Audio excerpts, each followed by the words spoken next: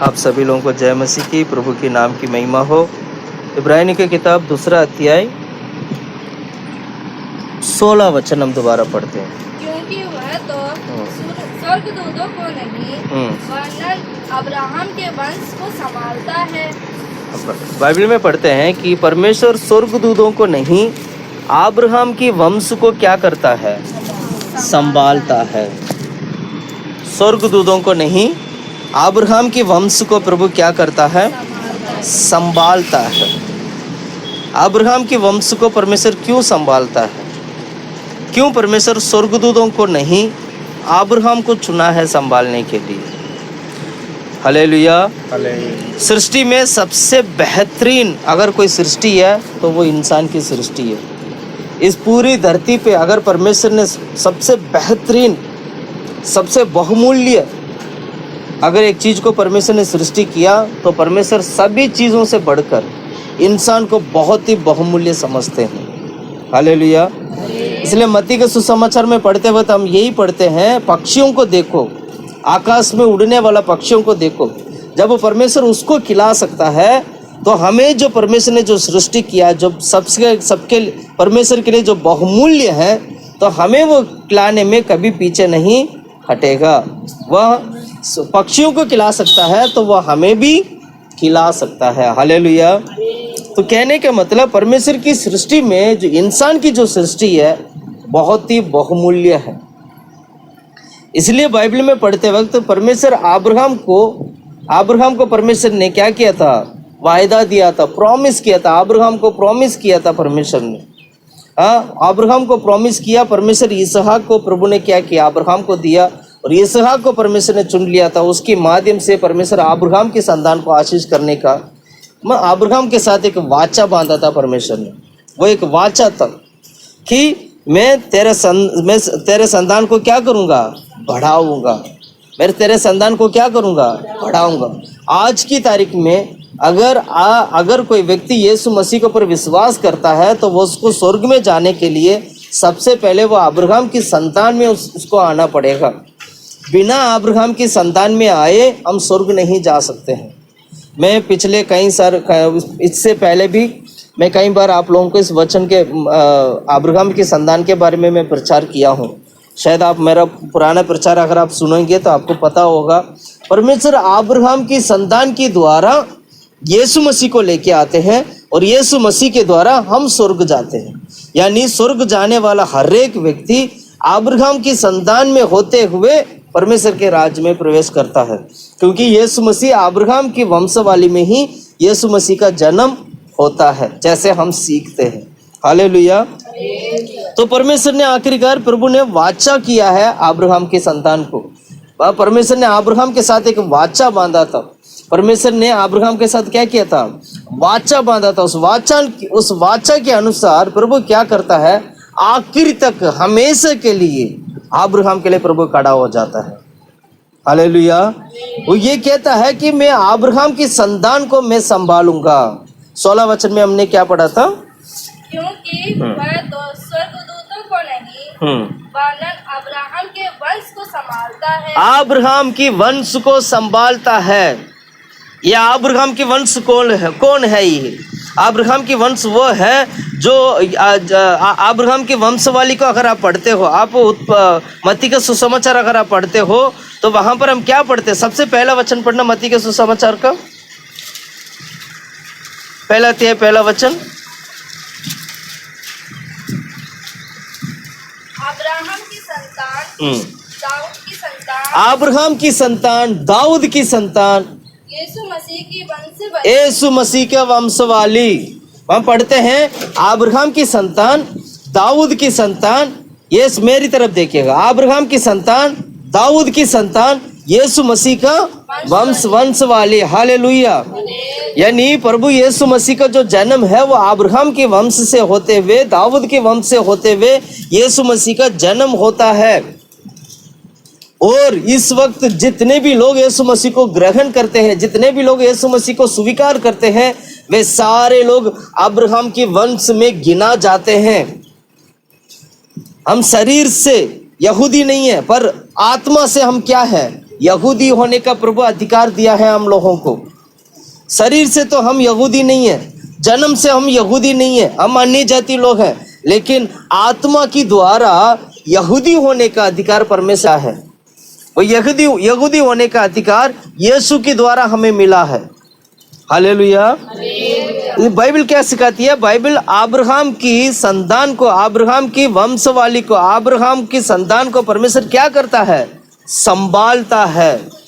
Abraham की वंशवाली को संभालने के लिए यीशु मसीह क्रूस का मार्ग चुनना पड़ा। अब्राहम के वंश को बचाने के लिए, उसको छुटकारा करने के लिए, उसको प्रभु के राज में ले जाने के लिए यीशु मसीह को क्रूस का मार्ग पकड़ना पड़ा। क्योंकि हर एक व्यक्ति पापी में था, हर एक व्यक्ति अंधकार में है, हर एक व्यक्ति पाप में डूबा हुआ है, हर एक व्यक्ति हर एक प्रकार की पाप में जन्म लेते हैं। अब उन्हें छुड़ाने के लिए, उन्हें पूरी तरीके से छुटकारा देने के लिए यीशु मसीह को क्रूस का मार्ग चुनना पड़ा। पिता परमेश्वर पुत्र प्रभु यीशु मसीह को हमारे लिए क्या कर दिया? वो प्रेम के कारण हमारे लिए दे दिया है। हम ऐसे पढ़ते हैं। मैं इस वचन को थोड़ा सा समझाने के लिए थोड़ा पीछे से हम पढ़ेंगे, ताकि वचन बहुत ही अच्छा से हमें समझ में आए। पढ़े 14 वचन से पढ़ेंगे हम लोग। इसलिए जबकि लड़के मांस और लहू के भागी है, तो वह आप भी उनके समान उनका सहभागी हो गया, ताकि मृत्यु के द्वारा जिसे मृत्यु पर शक्ति मिली थी, अर्थात शैतान को निकम्मा कर दे, और जितने मृत्यु के भय के मारे जीवन पर हर दास्तक में फंसे थे उन्हें छुड़ा दे। जितने भी लोग पाप की दास्तों में जो फंसे हुए थे, मृत्यु की भय के कारण पाप की दासत्व कर रहे थे, उन सभी को छुड़ाने के लिए यीशु मसीह ने क्या किया? क्रूस का मार्ग को चुना। पढ़ो 15 वचन दोबारा पढ़ो। और जितने मृत्यु के भय के मारे जीवन भर दास्तक में फंसे थे, देखिए, जीवन भर मृत्यु के भय के कारण जीवन भर दास्तों में फंसे हुए। दास्तों मतलब पाप की दास्तों करते थे। पाप करने वाले लोग, पाप करने वाला व्यक्ति पाप की दास बन जाता है। Hallelujah, hallelujah. वो क्या करते थे? दास्तों में थे। कौन सी दास्तों में? मेरी तरफ देखिएगा, कौन सी दास्तों में? सब ऐसे घूमो, ऐसे मुड़ के देखो, ऐसे हो जाओ, बस ये बहुत बढ़िया। अब मुझे देखो, सुंदर लग रहा हूँ ना? हाँ, वेरी गुड, हालेलुया। हम कौन सी दास्तों में थे? मृत्यु के कारण जीवन भर मृत्यु के कारण क्या थे? वो दास्तों, पाप की दास्तों कर रहे थे, फंसे हुए थे। और परमेश्वर उनको छुड़ाने के लिए क्या किया? उनको छुड़ाने के लिए क्या किया? मृत्यु को जय पाया है, शैतान को अपने पांव के नीचे लेके आया है, मृत्यु को जय पाया है। बाइबल में लिखा है 14 वचन में क्या पढ़ते हैं? इसलिए जबकि लड़के मांस और लहू के भागी, हम सारे लोग मांस और लहू के भाग्य हैं। मांस और, एक मिनट, मांस और लहू के भाग्य हैं हम लोग। हमारे अंदर मांस और लहू जो चल रहा है, ये वो वाला मांस और लहू है जो बच्चा जो इस धरती पे जन्म लेते हैं, जो ये मिट्टी होता है, जो धरती का मिट्टी होता है, जो परमेश्वर ने जो सृष्टि किया है, ये मांस और लहू है, ये है ना। और आगे पढ़ो। तो आप भी वे उनके समान उनका सहभागी हो गया, हाँ, ताकि मृत्यु के द्वारा जिसे मृत्यु पर शक्ति मिली थी, यीशु मसीह भी उसी मांस और लहू में आए थे।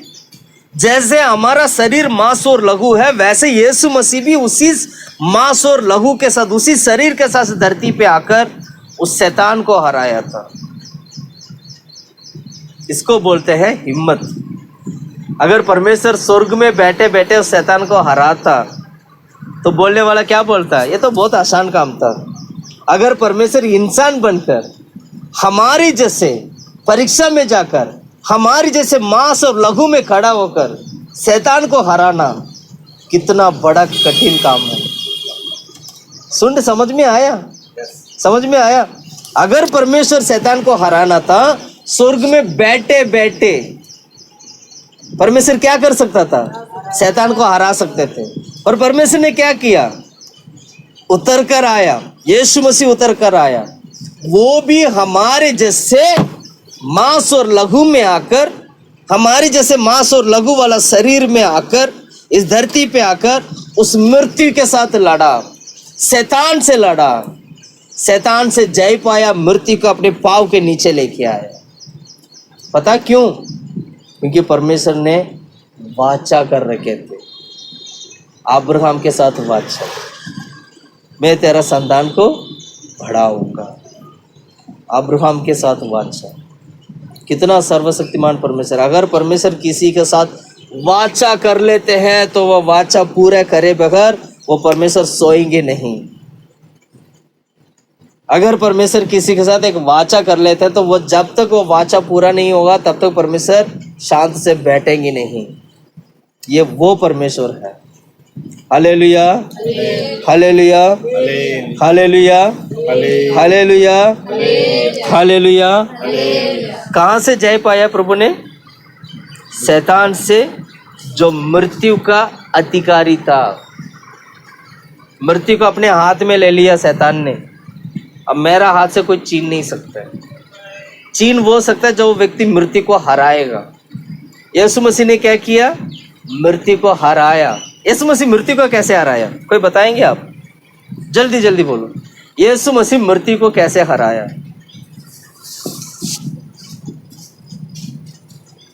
यीशु मसीह कैसे मृत्यु को हराया? बोलो। प्राण देने से तो मर जाता है बंदा, कैसे हार सकता है, हरा सकता है? अपने वचनों से हराया ना भैया। कैसे हराया? वायदा को मिला, ये मृत्यु तेरा ढंग कहाँ? कैसे हराया? ढंग तो ठीक है, हराया कैसे? वायदा के मुताबिक 3 दिन के बाद परमेश्वर जी उठे। जी उठा, वो सही बोली। मृत्यु को हराने के लिए मृत्यु को सीधा उल्टा काम करना है ना। मृत्यु मारता है, या यीशु मसीह मरकर जी उठा है। यीशु मसीह क्या? सिंपल सवाल था। यीशु मसीह मरकर क्या हुआ? जी उठा। अब मृत्यु क्या हो गया? मृत्यु ने सोचा हमेशा के लिए मैं हर व्यक्ति को मैं मार सकता हूँ। मृत्यु का स्वभाव ये है, उसका सोच ये था हमेशा के लिए मैं इसको मार सकता हूँ। पर परमेश्वर की सोच क्या था? हमेशा के लिए मैं तुझे हरा सकता हूँ। जब मैं हरा सकता हूँ तो मेरा लोग भी तेरे को हराएंगे। हालेलुया। जब यीशु मसीह मृत्यु को हराया था तो यीशु मसीह को यह भी पता है मेरा पीछे आने वाला मेरा संतान तेरे को भी हराएगा। उस मृत्यु से जय पाने के लिए परमेश्वर आज हम लोगों को खड़ा करता है बड़ी हिम्मत के साथ। इसलिए हमारे जीवन में जितना भी परीक्षा आ जाए, जितना भी कठिनाई आ जाए, जितना भी उपद्रव आ जाए, जितना भी निंदा अपमान आ जाए, समझ लेना ये एक इन सब से मैं एक दिन जीतूंगा, जैसे यीशु मसीह जीता था, जैसे यीशु मसीह जीता था। इसलिए बाइबल में क्या लिखा पता है? अगर तुम परीक्षा में जाते हो, जैसे परमेश्वर परीक्षा में थे और जैसे लोग परीक्षा में हैं, उनको मदद करने के लिए परमेश्वर सामर्थ्य के साथ खड़ा हुआ है। आखिरी वचन पढ़ो इस अध्याय का। क्योंकि जब उसने परीक्षा की दशा में दुख उठाया, परीक्षा की दशा में जब यीशु ने दुख उठाया था, तो वह उनकी जो लोग परीक्षा की दशा में यीशु मसीह की तरह दुख उठाते हैं, उनकी सहायता कर सकता है। हाँ, जिनकी परीक्षा होती है, हाँ, सहायता कर सकता है। हमारा परीक्षा में भी परमेश्वर क्या करता है? सहायता करता है। इसमें लिखा है बड़े मतलब सिंपली लिखा, सहायता कर। इंग्लिश में क्या लिखा पता है? इंग्लिश में पढ़ो। suffered being tempted, he is able to succor them that are tempted. क्या? Tempted. दोबारा पढ़ो। उसमें पावर के बारे में नहीं लिखा है, सामर्थ्य। For in that he himself has suffered being tempted, he is able to succor them that are tempted.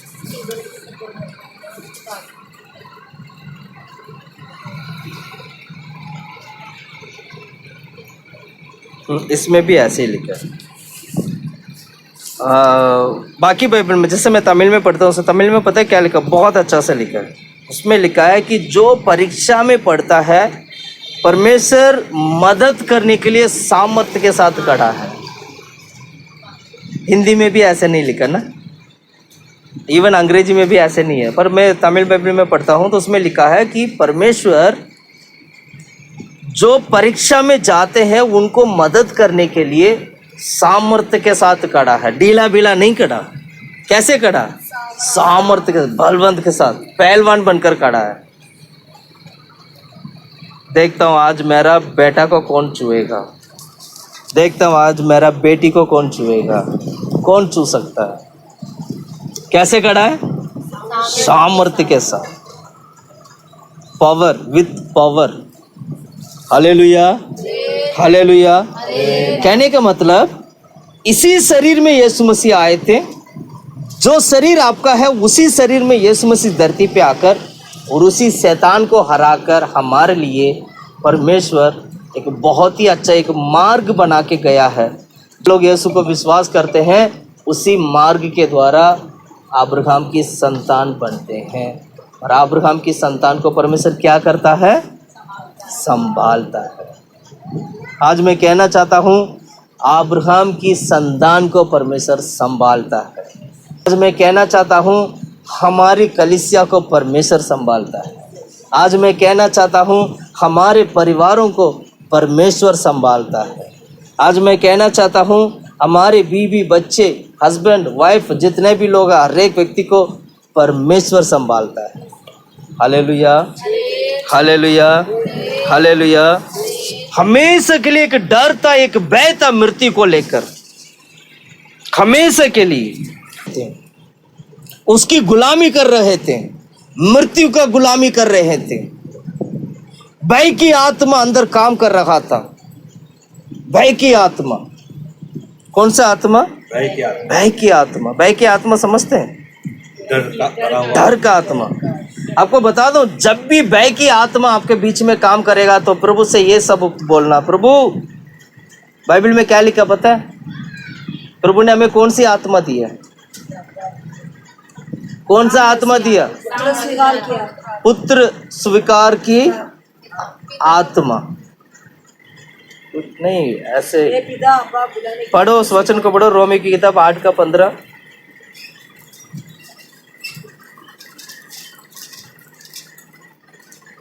क्योंकि तुमको दासत्व की आत्मा नहीं मिली हाँ कि फिर भयभीत हो।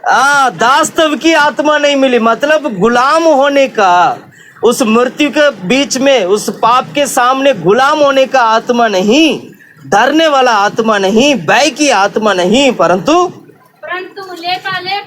ले पालन की आत्मा मिली है। ले पालन। क्या पढ़ो? क्या? परंतु परंतु पढ़ो, परंतु ले पालकपन की ले पालकपन। ढंग से पढ़ने ना, वो ले पालकपन, देखा मैंने गलती बोला। ले क्या है? ले पालकपन। ले पालकपन का मतलब पता है क्या है? पुत्र होने का अधिकार। वो आत्मा दिया है कि पुत्र होने का अधिकार प्रभु ने हमें दे दिया है। अगर जैसे मेरा पापा है, मम्मी है, तो मैं उनका पुत्र हूं। उन्होंने जन्म दिया तो मैं उनका क्या हूं? पुत्र हूं। मेरा अधिकार है कि मैं उनका पुत्र हूं, तो उनकी संपत्ति पूरा मेरा ही होगा। ये मेरा अधिकार है। ये अधिकार की, ये आत्मा परमेश्वर, ले पालकन की आत्मा प्रभु ने क्या किया? प्रभु ने हमें दिया है। अब्बा पिता, अब्बा पिता हे पिता, प्रार्थना करते वक्त आप बोल सकते हैं हे मेरे पिता, आप पुकार सकते हो। प्रार्थना करते वक्त ये बोल के पुकारना कि प्रभु मेरा पिता तू है, मेरा पिता तू है, पुत्र होने का अधिकार ले पालकपन की आत्मा मुझे दिया है, पुत्र होने का अधिकार आज मुझे दिया है, इसलिए तू मेरा पिता है, मैं तेरा पुत्र हूं। हालेलुया। डर की आत्मा प्रभु ने नहीं दिया, डरने की आवश्यकता नहीं। अगर कोई डराने वाला आपका बीच में आता है तो समझ लेना वो शैतान की आत्मा होता है। अगर डराने वाला कोई आत्मा आपके बीच में काम कर रहा है तो समझ लेना वो दुष्ट आत्मा काम कर रहा है। कभी परमेश्वर डराता नहीं है, कभी पवित्र आत्मा डराएगा नहीं, कभी परमेश्वर के लोग डराएंगे नहीं, कभी आपको डर नहीं आएगा। परमेश्वर के लोगों को डर आता ही नहीं है, परमेश्वर के लोगों को डर नहीं आता है। डरना नहीं चाहिए किसी भी चीज के लिए, डरना नहीं। आप परमेश्वर की पुत्र है तो वो पिता है, तो पिता जानता है कि अपना पुत्र को कैसे छुड़ाएं, पिता जानता है कि अपने पुत्र को कैसे वो छुड़ाएं। Hallelujah, hallelujah. इसलिए बाइबल में हमने क्या पढ़ा था, अब्राहम की संतान को वो क्या करता है, संभालता है। अब्राहम की संतान को वो क्या करता है, हमेशा के लिए, जीवन भर के लिए मृत्यु की आत्मा हमारे ऊपर काम कर रहा था। जीवन भर के लिए मृत्यु को देखकर हम डर रहे थे। कितने लोग कहते हैं कि हम जीने से अच्छा हम मर जाएंगे, ये करेंगे वो करेंगे, ऐसे वैसे करके कहते हैं। लेकिन मृत्यु की आत्मा, परमेश्वर ने क्या किया उसको, उससे, उस डर से, उस मृत्यु की आत्मा से परमेश्वर ने जीता है, जय प्राप्त किया है। इसलिए हमें भी क्या नहीं करना है, डरना। हमें भी क्या नहीं करना है, डरना। Hallelujah, hallelujah. वो बहुत ही अच्छा याजक है, पता है परमेश्वर 16-17 वचन में कितना अच्छा से लिखा, पढ़ सकते हो। इस कारण उसको चाहिए था कि सब बातों में अपने भाइयों के समान बने, जिससे वह उन बातों में जो परमेश्वर से संबंध रखती है एक दयालु और विश्वास योग्य, दयालु विश्वास योग्य महायाजक, दयालु महायाजक है, विश्वास योग्य महायाजक है, दया दिखाने वाला महायाजक है। इसलिए अपनी भाइयों के बीच में क्या करता है, मेल मिलाप को लेके चलता है। वही पढ़ रहे हो आप 17 वचन में। अपनी भाइयों के बीच में क्या करता है, एक मेल मिलाप को लेकर। ऐसे एक दयालु परमेश्वर है, ऐसे एक विश्वास योग्य परमेश्वर है, वो याजक है, महायाजक है।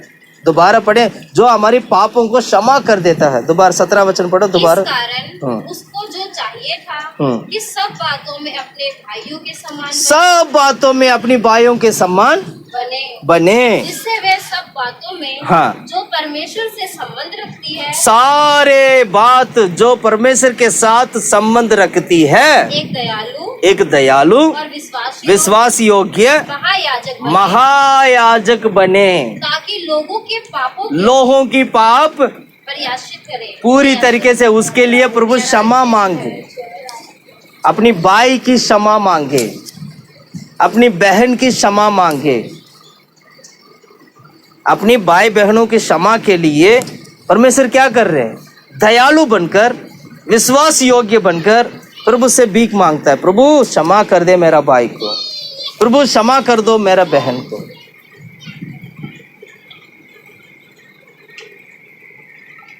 कितना दयालु प्रभु है, अपनी भाई के लिए, अपनी बहन के लिए क्षमा मांगता है। कितने लोग मांग सकते हैं आज अपनी भाई बहन के लिए क्षमा? कितने लोग मांग सकते हैं? हम मांगना चाहिए। हम अपनी भाई बहन के लिए क्या करना चाहिए? क्षमा मांगना चाहिए। वो दयालु प्रभु, वो पाप की क्षमा के लिए प्रभु विनती करता है हमारे लिए। यीशु मसीह मेरा और आपकी पापों के लिए अगर विनती नहीं किया होता, शायद आज हम अब्राहम की संतान नहीं बनते, शायद आज हम उद्धार नहीं पाते, शायद आज हम पाप से पूरी तरीके से हमें छुटकारा नहीं मिला होता। परमेश्वर जानता है कि जैसे यीशु मसीह हर एक परीक्षा में जाता है, वैसे मेरा लोग भी परीक्षा में जाता है। वो जानते हैं इस बात को। सबसे पहले पाप से छुटकारा करने के लिए विनती मांगता है प्रभु से। महायाजक बनकर वो विनती मांगता है। याजक का काम क्या होता है पता है? एक व्यक्ति का पाप की क्षमा के लिए परमेश्वर से विनती करना, वो याजक का काम है। वो महायाजक है हमारा, अपनी भाइयों की पापों की क्षमा के लिए प्रभु की हज़ूर है, विनती करता है, प्रभु मेरा भाई को मदद कर, प्रभु मेरा भाई और बहन को क्या करो, आशीष कर, प्रभु मेरा भाई और बहन की पापों को क्षमा कर। इसलिए वो कहता है जैसे तुम्हारा लहू और मांस है, वैसे यीशु मसीह भी उसी लहू और मांस में इस धरती पे आया है। सुन रहे हैं? सुन रहे हैं? हालेलुया। हमें एक दूसरे को क्या करना चाहिए? क्षमा करना चाहिए, जैसे परमेश्वर ने क्षमा किया है। हमें एक दो बातों को लेकर जीवन भर उस मृत्यु की बातों को जीवन भर अपने हृदय पे नहीं रखना। पाप के लिए मर गया तो वो सब चीज के लिए मर गया। जब मैं जी उठता हूँ, पवित्रताई के लिए जी उठता हूँ। पाप के लिए मरता हूँ, पवित्रताई के लिए जी उठता हूँ। दया सिस्टर जी सुन रहे हैं? कहाँ पर हो? खो गए आप? सुन रहे हैं? किसके लिए मरता हूँ?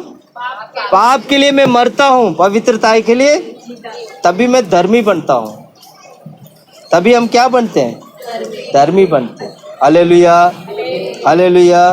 इसलिए वचन क्या सिखाती है? 18 वचन क्या सिखाती है? क्योंकि जब उसने परीक्षा की दशा में दुख उठाया, जब परमेश्वर स्वयं परीक्षा की दशा में दुख उठाया, तो वह उनकी हाँ, भी सहायता कर उनकी भी सहायता कर सकता है जो जिनकी परीक्षा होती है। परमेश्वर जानता है कि इंसान के अंदर, इंसान के जीवन में मृत्यु की आत्मा काम कर रहा है। पाप की दास बनकर वो इंसान जीता है, मृत्यु उसके ऊपर है। सबसे पहले तो उसको छुटकारा देना। प्रभु ने छुटकारा देकर उसको अलग कर दिया। अलग करने के बाद अब दूसरा एक काम चल रहा है। वो काम कौन सा काम चल रहा है? छुटकारा मिल गया, आपको उद्धार मिल गया, अच्छा विश्वासी बन गए। अब आपके अंदर क्या चल रहा है पता है? उपद्रव चल रहा है, परीक्षा की मार्ग चल रहा है। जब हम उद्धार पाकर बाहर आ जाते हैं, जब हम पूरी तरीके से मसीह में आने के बाद अगला जो हमारे साथ होता है परीक्षा, उपद्रव, अपमान, फिर ये काम आने लगता है। परमेश्वर जानता है कि मैंने इसको पाप से छुड़ा दिया। परमेश्वर जानता है मैंने इसको पाप से क्या कर दिया? छुड़ा। इसने उद्धार पा लिया, इसने बपतिस्मा ले लिया, यीशु के बीच में है, परमेश्वर की आराधना करता, महिमा करता, लेकिन ये उपद्रव की मार्ग में अभी इसको जाना भी है, परीक्षा में इसको जाना भी है, हर एक कंगालपन में भी इसको जाना है। चिंता मत करना बेटा, मैं तेरा साथ हूँ।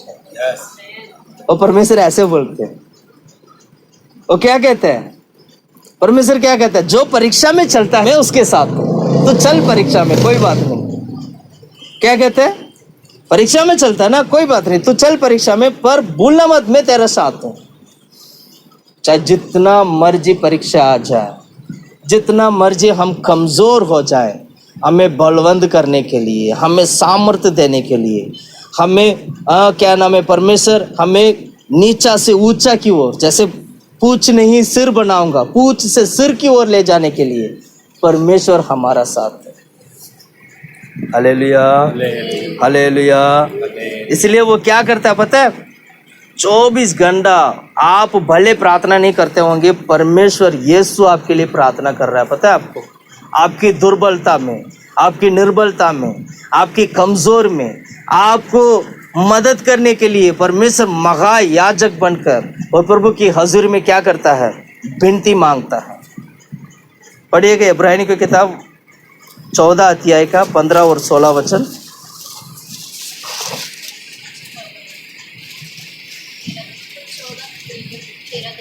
हाँ, पढ़िएगा 15 और 16 वचन, अध्याय 4 का, इब्रानियों की किताब अध्याय 4 15 और 16।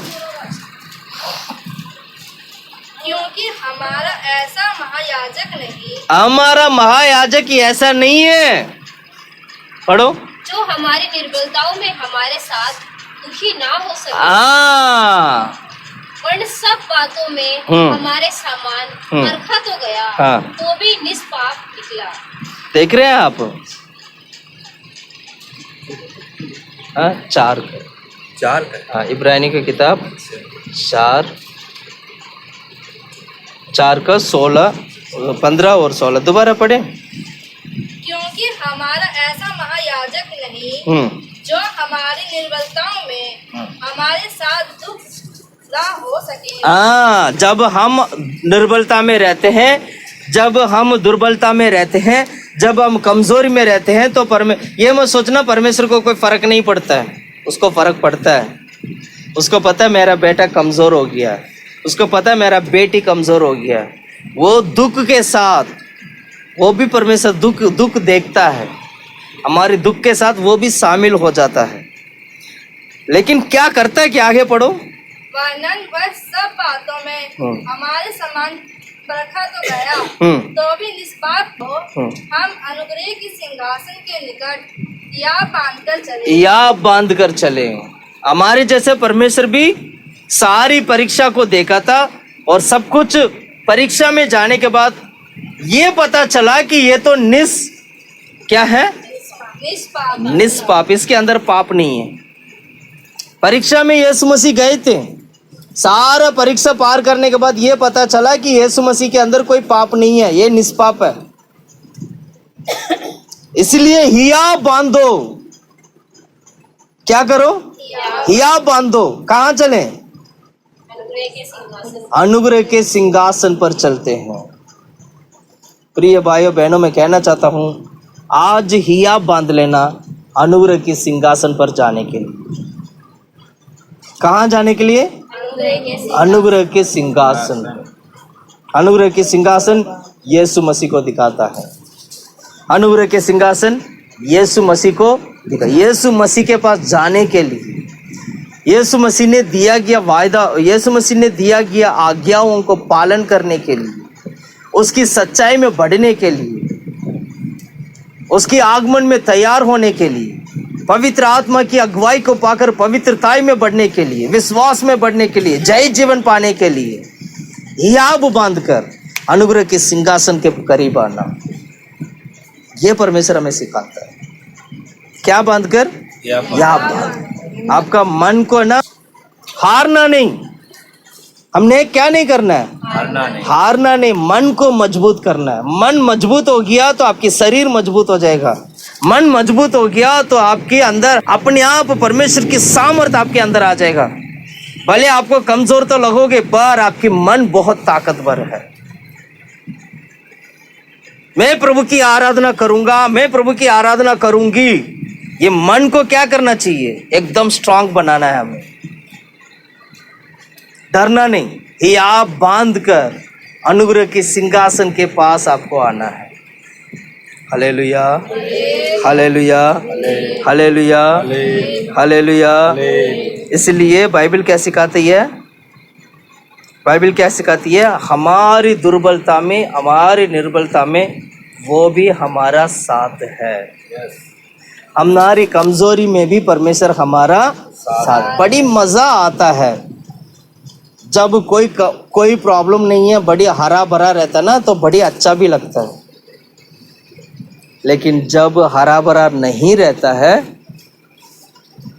एक काम करते, चर्च ही छोड़ देते हैं। क्या करते हैं? चर्च ही छोड़ देते हैं। प्रिय भाइयों बहनों, मैं कहना चाहता हूँ, ये आपकी बेवकूफ़ी है। जब हरा भरा था तो बहुत अच्छा लगा, जब हरा भरा नहीं है तो आपको क्या लग रहा है? दुख लग रहा है। चर्च ही छोड़ देते हैं। बहुत सारे सेवक लोग भी, बहुत सारे भाई बहन भी, जब सब कुछ अच्छा रहता था तो बड़ी बड़ी बातें बोलेंगे, हम आपके साथ हैं, जब हकीकत में जब मुसीबत सामने आता है तो क्या बोलेंगे, आज तो बिजी हूँ, आज मैं क्या हूँ, मैं फलाना काम पे चला गया, इस काम पे चला गया। हकीकत में जब प्रॉब्लम आता है ना, तब पता लगता है कितने लोग साथ खड़े हैं। Hallelujah, hallelujah. फिर हम क्या करते हैं यार, छोड़ो ना, हम अपने बारे में सोचते हैं। अपने बारे में भी सोचना है, हमारी भाई बहनों के लिए भी आपको प्रार्थना करना है। हमारे कलीसिया की भाई बहन, हमारे परिवार की भाई बहन, सबके लिए क्या करना चाहिए, प्रार्थना करना चाहिए। प्रार्थना कर, प्रार्थना में बहुत सामर्थ्य है। प्रार्थना तो करो। देखो ये जो हालत है कैसे बदलता है, परीक्षा कैसे बदलता है। प्रार्थना तो करो। परीक्षा के टाइम पर सबसे अधिक काम करना है तो वो प्रार्थना करना है। हम परीक्षा से जय पा सकते हैं। यीशु मसीह गेतसेमनी में प्रार्थना कर रहे थे। किसके लिए प्रार्थना कर रहे? उन्हें पता था कि परीक्षा के समय चल रहा है। परीक्षा के समय पर उन्होंने क्या किया, प्रार्थना करने की आदत रखा। और वो प्रार्थना क्रूस पर खड़ा होने का ताकत दिया।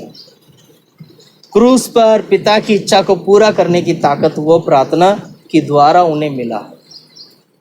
क्यों? बाइबल में लिखा है, तो क्या नाम है, स्वर्गदूत आकर उन्हें मदद करते थे प्रार्थना में। Hallelujah, hallelujah. मेरा कहने का मतलब यह है, हमें डरना नहीं है। ये सच है कि मैं अब्राहम का संतान हूँ। ये सच है कि मैं अब्राहम का संतान हूँ। इसलिए अब्राहम के संतान को परमेश्वर क्या करता है, संभालता है। यीशु मुझे संभालेगा।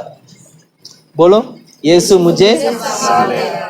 मैं अब्राहम का संतान हूँ, मैं अब्राहम का संतान हूँ।